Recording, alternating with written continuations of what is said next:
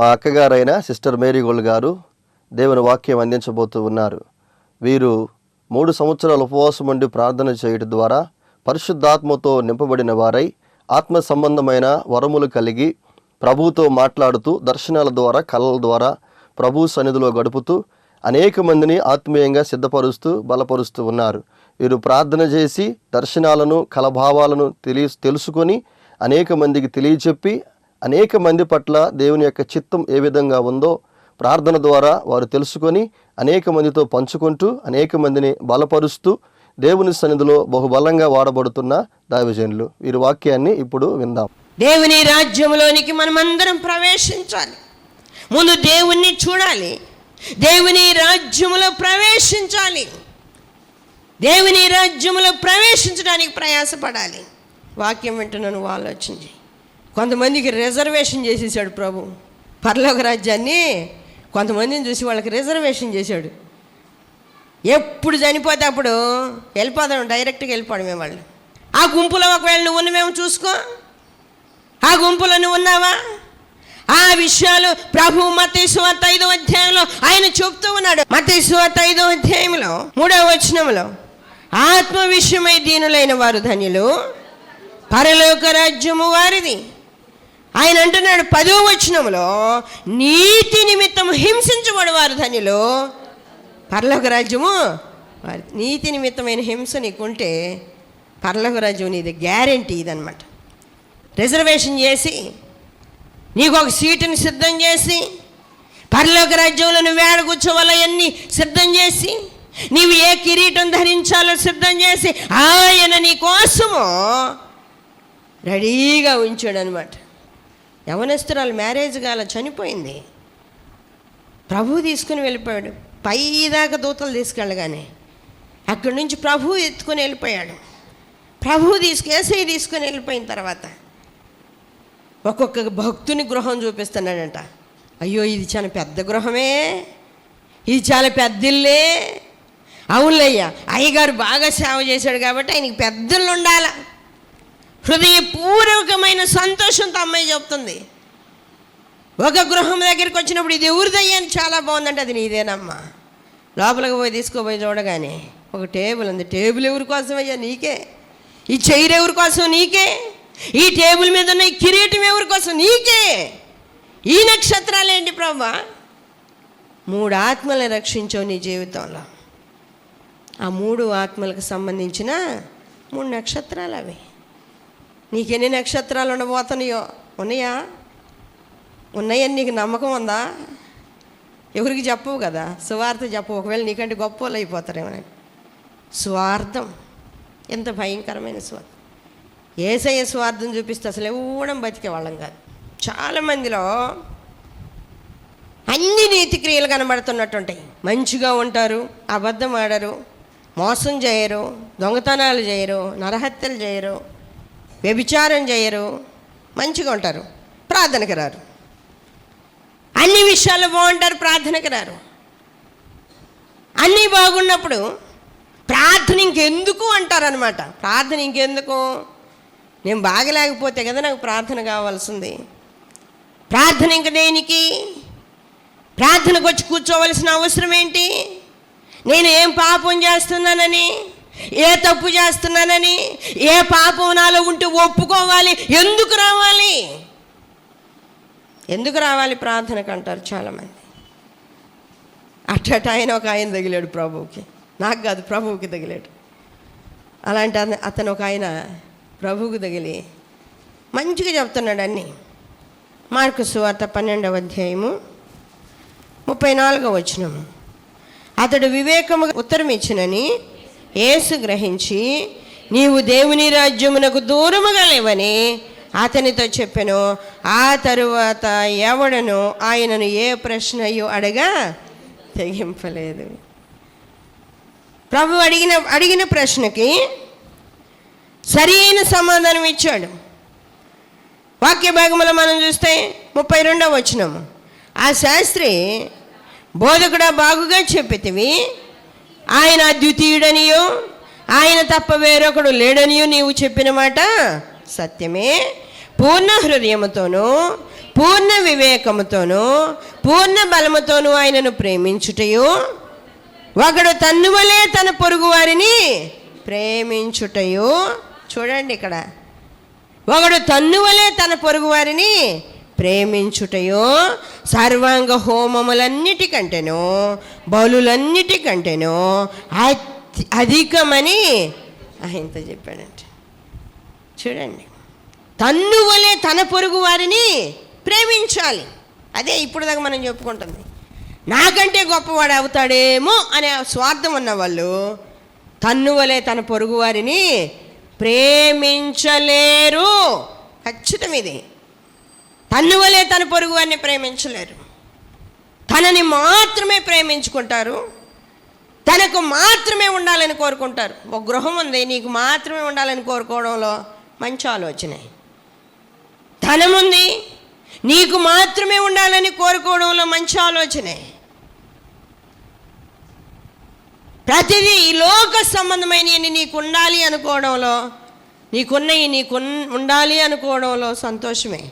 పరలోక రాజ్యం నిమిత్తం అయ్యో అవి కూడా నీ చేతిలోకి వచ్చి నీ స్వాధీనంలో ఉండి నీకు మాత్రమే ఉండాలని నువ్వు కోరుకుంటే ఎలా ఉంటుంది? నీకు మాత్రమే ఉండాలని కోరుకుంటే ఎలా ఉంటుంది చెప్పండి? మనవలే మన పొరుగు వారిని ప్రేమించి వాళ్ళు ఎంత ఉన్నతమైన ఆశీర్వాదాన్ని పొందినా సంతోషంగా స్వీకరించగలిగిన వాళ్ళు ఉండాలి. ప్రభు కొన్నిసార్లు మాట్లాడతారు, నీకు ఇంత ప్రత్యేకమైన బహుమానం దాచిపెట్టానమ్మా, నువ్వు వచ్చినప్పుడు నీకు ఇస్తానులే అంటే నేనన్నా, బహుమానాలు ఇచ్చి గృహాలు ఇచ్చి, అదిగో ఆ సహోదరి గురించి చదివా నేను, ఆ వాక్యంలో ఉన్నట్టుగా గృహం ఇచ్చి, టేబుల్ ఇచ్చి, చైర్ ఇచ్చి, కిరీటం ఇచ్చి నువ్వు ఇక్కడ కూర్చో అంటే నేను మాత్రం ఉండేదాన్ని కాదు. నాకు అవసరం లేదయ్యి. గొప్ప గృహం అవసరంలా, కిరీటం అవసరంలా, దానికి వెలిగే నక్షత్రాలు అవసరం. నీ పాదాల దగ్గర నీ ముఖం చూసుకుంటూ కూర్చోవడమే నాకు కావాలా. అది ఒక్కటే నేను కోరుకునేది, అదొక్కటే నేను కోరుకునేది. చనిపోయేదాకా, నాకు జ్ఞానం తెలిసిన దగ్గర నుండి చనిపోయేదాకా నేను కోరుకునేది అదొక్కటే. నీ ముఖ దర్శనం చేసుకుంటూ బ్రతకాల. నీ వెలుగు ఎలా ఉందో ఆ వెలుగులోకి వచ్చి ఆ వెలుగులో వెలుగుతూ ఉన్న ముఖాన్ని చూడాల. అది నా ఆశ. వెలుగులో ఉన్న వెలుగుతూ ఉన్న మొహాన్ని చూడాలి. ఆ కళ్ళు ఎలా ఉన్నాయో చూడాలి. అగ్ని జ్వాలల లాంటి కన్నులను, ఆ కన్నులు ఎలా ఉన్నాయో అవి అందరూ చూడలేరు. ఆ కన్నులు ఎలా ఉన్నాయో చూడాలి. దయగల చూపు కలిగి ఉన్నావు కదా, ఆ దయగల చూపు ఎలా ఉందో చూడాలి. నా ఆశల కోరికలు అయ్యి ప్రభువా, ఏదో పెద్ద గృహము కాదు, మంచి భవనం కాదు. ఒక రాజు కట్టించుకున్నాడంట దంతముతోటి ఒక ప్యాలెస్ని కట్టించుకున్నాడు, ఒక భవనాన్ని, ఒక నగరాన్ని, మంచి నగరాన్ని కట్టించుకున్నాడు. సొలొమోను కట్టించుకున్నాడు. ఆహాబు రాజు దంతముతో గృహాన్ని నిర్మించుకున్నాడంట, ఏనుగు దంతంతో. ఏనుగు దంతం ఒక చిన్నది తెచ్చుకోవాలంటే చాలా కాస్ట్ ఎక్కువ, ఖరీదు ఎక్కువ, కానీ దాంతో గృహాన్ని నిర్మించుకున్నాడంట. ఇలాంటివి కాదు నా ఆశలు, ఇలాంటివి కాదు నా కోరికలు. నీ ముఖ దర్శనం చేయాలి, నీ ముఖాన్ని చూడాలి, నీతో ఉండాలి, నీ పాదాలు తాకుతూనే ఉండాల. అది నా ఆశ. ఏంటంటే తాగుతూనే ఉండాల. దూరంగా ఉంటే ఎట్లుంటుంది? తాకగలమా? పోయి హాయిగా వండుకొని నిద్రపోవచ్చు. ఆడ తోటలో తిరిగి జీవవృక్ష ఫలాలు కోసుకొని ఎన్ని కావాలంటే అన్ని తినవచ్చు. జీవజల నది దగ్గర పోతూ నడుచుకుంటూ వెళ్ళి ఎన్ని నీళ్లు కావాలంటే అన్ని తాగ. ఆ కోరికలు నాకు అసలు లేవు, నాకు అసలు ఇష్టం కూడా లేదయ్యి. దేవుని దగ్గర కూర్చోవడమే ఇష్టం. అలాంటి ఆలోచన కలిగిన వాళ్ళు అందరినీ అక్కడికి తీసుకొని రావాలని ప్రయాసపడతారు. నాకైతే అదే ఆశ. వీళ్ళందరూ దేవునికి దగ్గరకు వచ్చి దేవుని ముఖం చూస్తే అప్పుడు వాళ్ళ ఫీలింగ్ ఎలా ఉంటుందో చూడాలనే ఆశ, ఆ సంతోషం ఎలా ఉంటుందో చూడాలనేదే ఆశ. దేవుని విషయాలు అన్నీ ఎరిగిన వాడుగా ఉండి దేవుని దగ్గరికి రాకుండా నేనే తప్పు చేయడం లేదు కదా అనుకుంటున్న వ్యక్తి యేసయ్యతో మాట్లాడుతూ ఉంటే ప్రభు అన్నాడు, దేవుని రాజ్యానికి నువ్వు దూరంగా లేవబ్బాయి, దగ్గరగా ఉన్నావు కానీ ఎందుకు దూరడం లేదు? ఆ అవకాశం నీకుంది కదా. దూరంగా లేవు, దగ్గరగానే వచ్చావు, దగ్గరగానే ఉన్నావు, వాకిలి దగ్గరే ఉన్నావు. ఆ తలుపు తీసుకొని లోపలికి వస్తే నువ్వు పరలోక రాజ్యంలో ప్రవేశించవచ్చు. వచ్చేసాయి. దేవుని రాజ్యంలో ప్రవేశించే అనుభవం కావాలి. అలాంటి రుజువు దేవునికి చూపించినాక నీకు ఈ లోకం మీద ఇష్టం ఉండదు. నిజం చెప్తున్నా, ఉండాలా ఉండాలా ఉండాలని తపన కొట్టకలాడదు. ఎందుకంటే ఒక యాత్రికునిలాగా, పరదేశులంలాగా, ఒక గుడారపు జీవితంలో ఉన్నట్టుగా ఉంటాం మనం. ఎప్పుడెప్పుడు ఈ గుడారం బీకేయబడుతుందో వెళ్ళిపోతాం, ఎప్పుడెప్పుడు వెళ్ళిపోవాలన్నట్లుంటాం. అప్పుడు ఆత్మ సంబంధమైన విషయాల మీదనే ఆలోచన కలిగి ఉంటాం, కానీ శరీర సంబంధమైన విషయాల మీద ఆశ ఉండదు, ఆలోచన ఉండదు. అసలు శరీర సంబంధమైన విషయాల మీద ఆశ ఉంటే దేవుని రాజ్యం గురించిన ఆలోచన నీకు రానే రాదు. దేవుని రాజ్యానికి దూరంగా ఉన్న వ్యక్తిని, దూరంగా లేవు అని చెప్తే ఆ వ్యక్తి దగ్గరకు వచ్చాడు కానీ లోపల ప్రవేశించడానికి ఇష్టపడటంలా. దగ్గరకే వచ్చాడు, యేసయ్యని హత్తుకోలేకపోతున్నాడు. హృదయ శుద్ధి గలవారు ధన్యులు, వారు దేవుని చూచెదరని ప్రభువు చెప్పాడు. ఆత్మ విషయమై దీనులైన వారు ధన్యులు, పరలోక రాజ్యము వారిది అని చెప్పాడు. ఆత్మ విషయమై దీనత్వము కలిగి నీతి నిమిత్తం హింసించబడి నువ్వు పరలోక రాజ్యానికి అర్హుడవు, అర్హురాలవని ఆయన చేత నువ్వు మాట పొందిన తర్వాత ఉన్న వరకు చాలే, ఈ దేవుని రాజ్యంలోకి పోయి కూర్చుంటే చాలే అనుకుంటే కుదరదు. మళ్ళీ అక్కడ గొప్పవాళ్ళమై ఉండాలి, అక్కడ గొప్పవారమై ఉండాలి. యేసయ్య ఎప్పుడు నోరు తెరిచినా శిష్యులతో పరలోక రాజ్యం గురించి మాట్లాడతాడు. పరలోక రాజ్యం ఎలా ఉంది అంటాడు. పరలోక రాజ్యం 10 మంది కన్యకలను పోలి ఉందంటాడు. పరలోక రాజ్యంలో ప్రవేశించాలి అంటే ఇలా ఉండాలి అని చెప్తాడు. పరలోక రాజ్యం, పరలోక రాజ్యం, పరలోక రాజ్యం అని మాట్లాడుతూనే ఉంటాడు ఆయన. శిష్యులకి ఏమనిపిస్తుంది? ఆ పరలోక రాజ్యంలో మనం చేరాలని ఆశ కలిగింది, అడిగారు. యేసయ్య ఇక్కడ మాట తీసుకున్నారు వాళ్ళు. ఇంకేం లేదు, బాధ ఏం లేదు, మాట తీసుకున్నారు. మీకు అందరికీ సింహాసనాలు వేసి పెడతా, మీకు అందరికీ నా డైనింగ్ టేబుల్ మీద భోజనం పెడతా, మీ అందరినీ నా దగ్గర కూర్చోబెట్టుకుంటా, 12 సింహాసనాలు వేసి కూర్చోబెడతా, మీకు ఒక కిరీటం కూడా ఇస్తా నేను.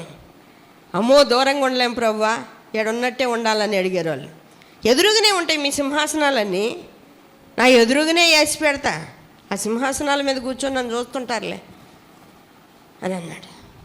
నాతో కలిసి భోజనం చేస్తారని చెప్పాడు, బాగానే ఉంది. వాళ్ళల్లో ఉన్న ఆలోచన ఇంకొకటి వచ్చేసింది, ఏమని?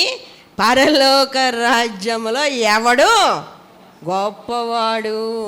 అది పరలోక రాజ్యంలో ఎవడు గొప్పవాడు. పరలోక రాజ్యంలో గొప్పవాళ్ళముగా ఉండాలంటే సంపాదించాలి కదా.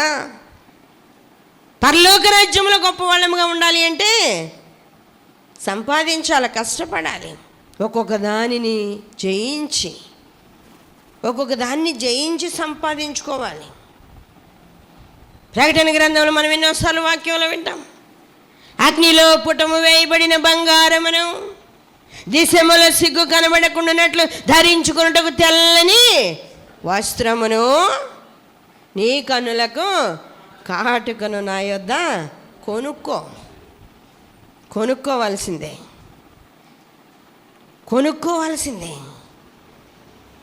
సొలొమోను అంటాడు, నీ సంపాదన అంతా ఇచ్చి జ్ఞానాన్ని సంపాదించుకో. ఎందుకంటే అది బంగారము కంటే, అమూల్యమైన ముత్యముల కంటే విలువైంది.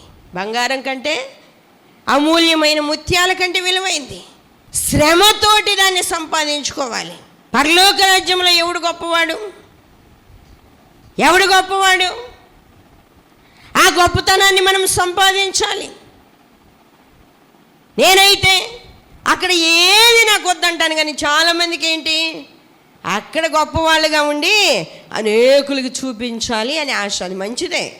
పరలోక రాజ్యంలో గొప్పవాళ్ళంగా ఉంటామంటే సామాన్యమైన విషయమా? అనేకులకు చూపించాలి. ఈ లోకములో పడిన శ్రమ, ఈ లోకంలో ఏడ్చిన ఏడ్పు, దుఃఖము, కన్నీరు. యేసయ్య అంటున్నాడు, లోకములో మీకు శ్రమ కలుగును, ఆయనను ధైర్యం తెచ్చుకొని నేను లోకాన్ని జయించా. ఒకరోజు నేను మీకు సంతోషాన్ని ఇస్తాను, ఆ సంతోషం మీ వద్ద నుండి ఎవడు కూడా తీసివేయలేడు, ఎవడు తీసేయలేడు. పరలోక రాజ్యానికి అర్హత ఉంది. రిజర్వేషన్ చేయించుకున్న తర్వాత, టికెట్ రిజర్వ్ అయ్యి ఉంటే ఎప్పుడైతే అప్పుడు పోవచ్చు. ఆ రిజర్వేషన్ మనకు దొరకాల, చేయించుకుంటే వెళ్ళిపోవచ్చు.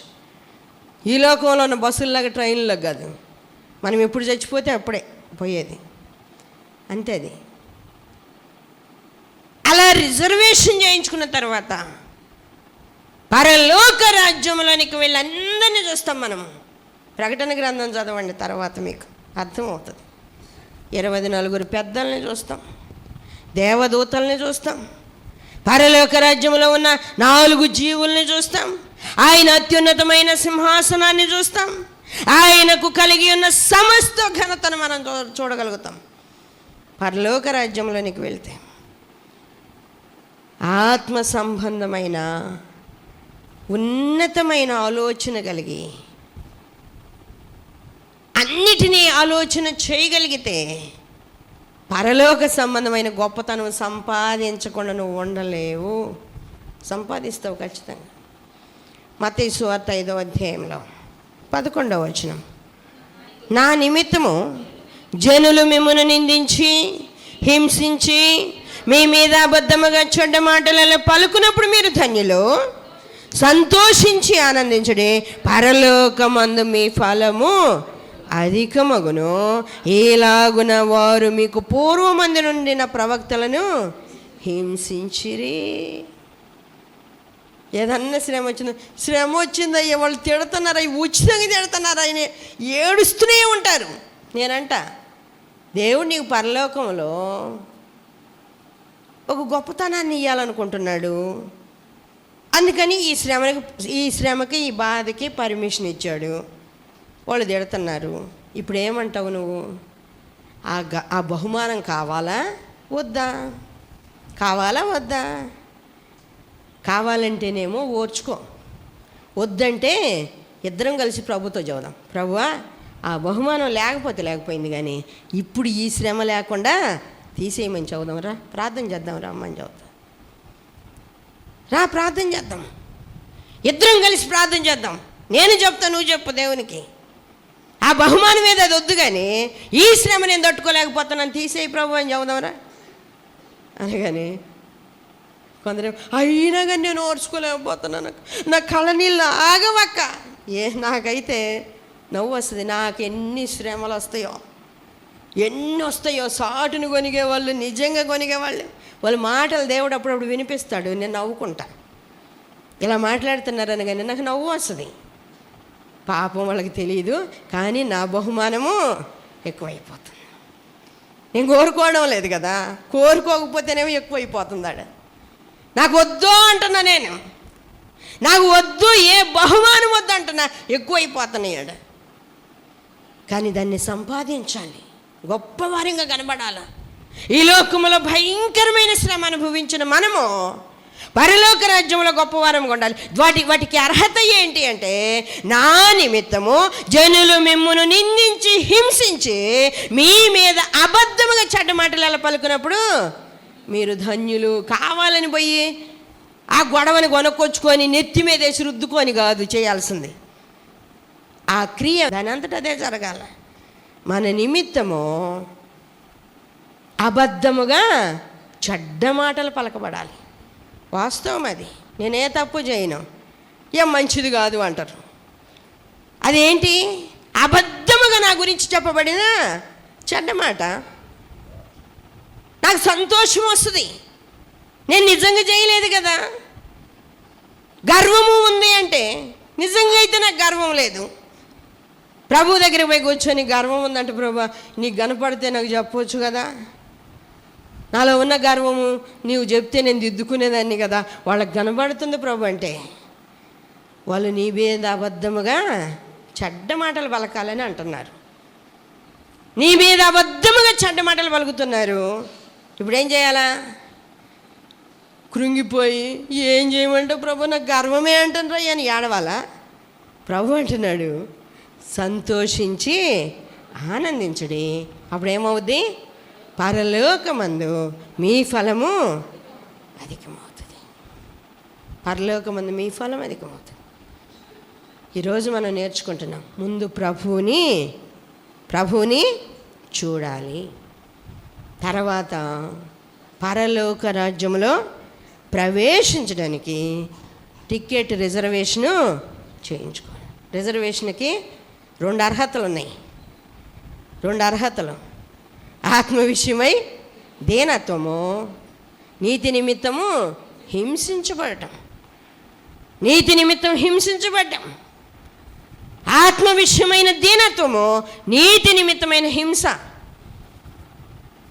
ఆ తర్వాత పరలోకములో ఎవడు గొప్పవాడంటే ఆ గొప్పతనానికి సంబంధించినవి ప్రభు చెప్తున్నాడు. ఈ లోకంలో భయంకరమైన శ్రమలు, నీచమైన స్థితి, బాధలు, కష్టాలు, వేదనలు అన్నీ అనుభవించినాక పరలోక రాజ్యంలో ఉన్నతంగా కనబడతాం. అసలు నిజంగా అలాంటి పరిస్థితులకు మనం వెళ్తే చాలామంది ఆ వెలుగులో మనల్ని గుర్తుపట్టడం కూడా కష్టమే. గుర్తుపట్టడం కూడా కష్టం. అక్కేనా, అన్నేనా, మన చర్చిలో ఉన్న సహోదరుడేనా, ఆ సహోదరేనా, అలాగే కనబడుతున్నారు కానీ అర్థం కావడం లేదే. వెలుగు వాళ్ళ ముఖాన్ని కమ్మేసిందే, అర్థం కావడం లేదే. గ్రహించలేనట్టుగా అంత గొప్పతనాన్ని దేవుడు మనకి అనుగ్రహిస్తాడు. యేసయ్య కూడా అంటున్నాడు, మీరు గొప్పవాళ్ళు కావాలంటే, పరలోకంలో గొప్పవాళ్ళు కావాలంటే ఇక్కడ ఏమై ఉండాలంట? తగ్గించుకొని ఇతరులు మనల్ని ఏలేటట్టుగా. మీరు ఏలాలనుకుంటున్నారు కదా, మిమ్మల్ని వేరే వాళ్ళు వచ్చి ఏలి భయంకరమైన శ్రమలకి గురి చేస్తారు. అట్లాంటి స్థితిలో ఉంటే పరలోక రాజ్యంలో మీకు గొప్పతనం కలుగుతుంది. పరలోక రాజ్యంలో గొప్పతనం కలుగుతుంది.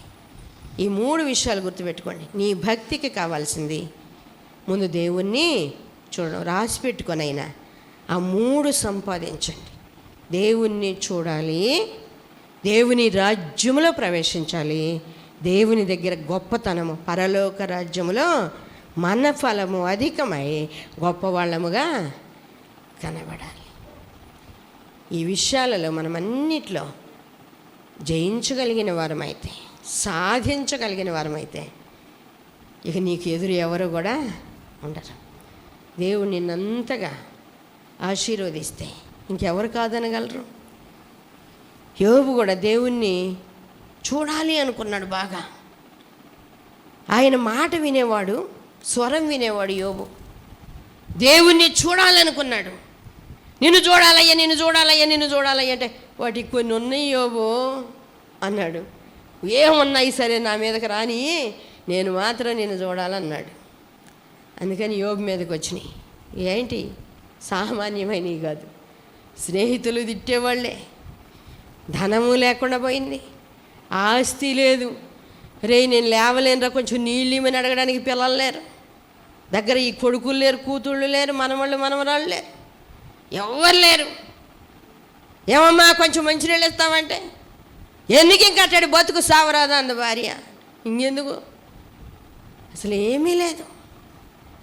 సైతానేమో భయంకరమైన శ్రమలు పెట్టేసింది. పుండ్లు, చర్మమును కాపాడుకున్నట్టుకై చర్మమును, తన ప్రాణమును కాపాడుకున్నట్టుకై అన్నీ నరులకు కావలసినవి అన్నీ నరుడిస్తాడు. సైతాన్ అన్ని విధాలుగా శోధించినాక నిన్ను చూడాలంటే అన్ని విషయాల్లో ఇలా జయించుకొని రావాలా, అట్టి కృప నాకు ఇచ్చావయ్యా. ఇవన్నీ భరించాలని నాకు తెలియదు, కానీ నేను నిన్ను చూడాలని అడిగినందుకు నాకు తగిన అర్హతను ఇచ్చావు. యోబు భలే మాట్లాడతాడు, చాలా చక్కగా మాట్లాడతాడు. ఏమి దేవుడు మేలు అనుభవిస్తేనే మేలిస్తేనే అని మనం అనుభవిస్తామా? కీడుని అనుభవింప తగదా? అంత ధైర్యంగా దేవుని బిడ్డలు చెప్పగలరు. కీడు ఇస్తే అనుభవింప తగం, మనం అనుభవించాలి, అనుభవిస్తాము. ప్రార్థన చేద్దాం. దయగలిగిన దేవా, సర్వాధికారి అయిన తండ్రి, మీకే వందనాలు, స్తోత్రాలు ప్రభా. ఎంత లోతైన విషయాలు నాతో మాతో మీరు మాట్లాడిన దేవుడు అయ్యా. నీవు మాకు తోడై ఉంటేనే ఏదైనా మేము చేయగలము. నీవు మాకు తోడై ఉండకపోతే ఏం చేయలేం ప్రభా. ఇదిగోనైనా మీరు ప్రేమతో మాకు ఇచ్చిన ఈ భాగ్యాలను బట్టి వందనాలు. మిమ్మల్ని చూడడానికి అవకాశం ఇచ్చారు. మీరు అన్నారు, హృదయ శుద్ధి గలవారు ధన్యులు, వారు దేవుని చూచెదరు అన్నారు. అవును ప్రభా, మిమ్మల్ని చూచిన తర్వాత మీ దగ్గరికి ఎలా రావాలని ఆశపడిన వాళ్ళకి నాయనా మీరు ఇంకో కొన్ని చెప్పారు. మీకు స్తోత్రాలు. ఆత్మ విషయమై దీనులైన వారు ధన్యులు, పరలోక రాజ్యం వారిదని చెప్పారు. నీతి నిమిత్తం హింసించబడి వారు ధన్యులు, పరలోక రాజ్యం వారిదని చెప్పారు. అవును ప్రభా, అలాంటి గొప్ప భాగ్యాన్ని సంపాదించినట్లు కృప దయచేయండి. మీ బిడ్డలందరినీ ఆశీర్వదించండి, ఆత్మతో నింపండి. సాతాను తంత్రాలపై జయమివ్వండి. పరలోక రాజ్యానికి దూరంగా లేకపోవడం కాదు, దానిలో ఉండాలి ప్రభా. అటు కృప దయచేయండి. ప్రతి బిడ్డకు గొప్పతనాన్ని దయచేయండి నాయన. ఇదిగోన్న తండ్రి, ఒక్కొక్క అనుభవము బిడ్డలకు దయచేయండి.